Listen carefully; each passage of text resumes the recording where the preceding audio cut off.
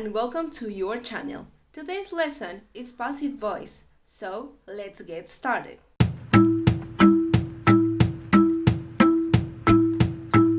In English, we have two voices, active and passive.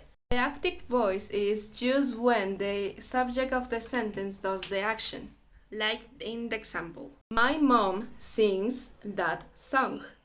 We can see my mom is the subject and that song is the object. When we want to give more importance to the action, rather than the subject, we use what is known as passive voice. Passive voice is used when we focus on the object of the sentence. Following the last example, it must be like this.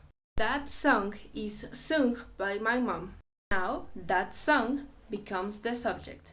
When it is important to know who does the action, we use by. The noun that follows by is called the agent. My mom was the subject in the active sentence, but it becomes the agent in the passive sentence. Sometimes when the agent is unknown or unimportant to the meaning of the sentence, we don't use by. Like the following example. This sweater is made in China. We form the passive sentence with the verb to be and the past participle. For negative and question sentence, here are some examples.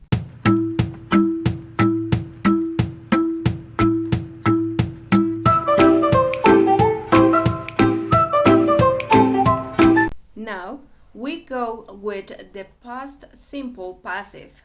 Is normally used to talk about some complete actions in the past. We use past simple passive with the same meaning as past simple in the active voice, except for the fact that past simple passive makes focus on the object rather than the subject of an action. For example, the active sentence will be Mary gave John a ring, and the passive sentence is a ring was given to Joe by Mary.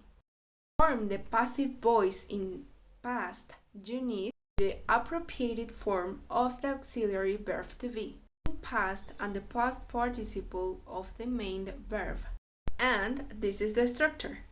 For negative and question sentence, here are some examples.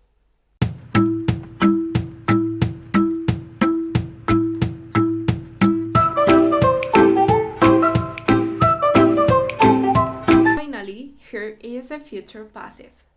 It is used to talk about an action that is going to happen in the future.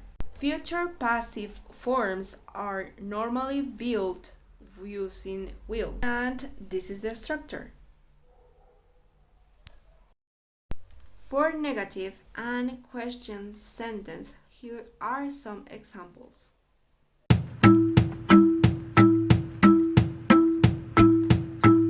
Now, you need to remember this.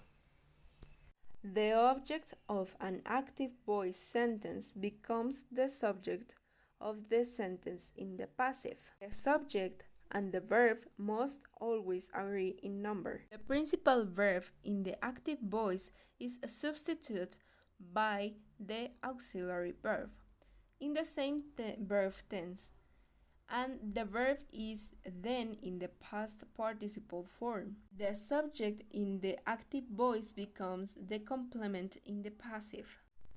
If in the passive we mention the subject who completed the action, this subject is normally introduced in the passive with the preposition by. And that's all for this video.